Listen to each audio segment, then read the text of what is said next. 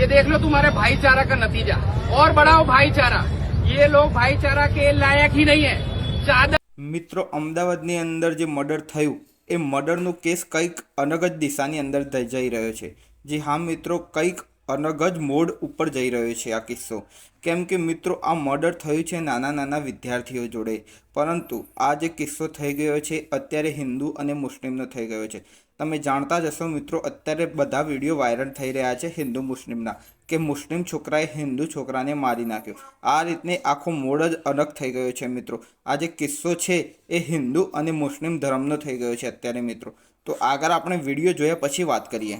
ન્યાય આપવું છે અમારે, છોકરા સામે છોકરો અમને જોઈએ છે, કારણ કે અમારે નહીં ચાલે।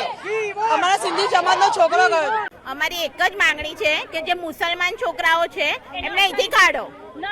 હા, જોઈએ જ નહીં અમારે આ સ્કૂલમાં। અમારા ક્લાસમાં બી એક છોકરો મુસલમાન છે, એને ગયા વર્ષે એટલા હેરાન કરે છે અમારા છોકરાઓને।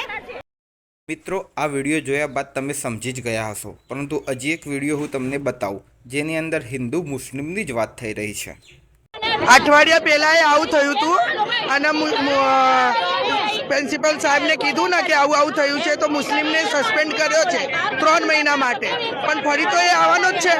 તો મુસ્લિમ ના જોઈએ સ્કૂલમાં, ઘોડકા પહેરીને આવે છે, ગમે તો હિન્દુ મુસ્લિમ કેમ, એ લોકોને તો સ્કૂલ જુદું જ હોય છે, તો પછી કેમ અહીંયા રાખે છે?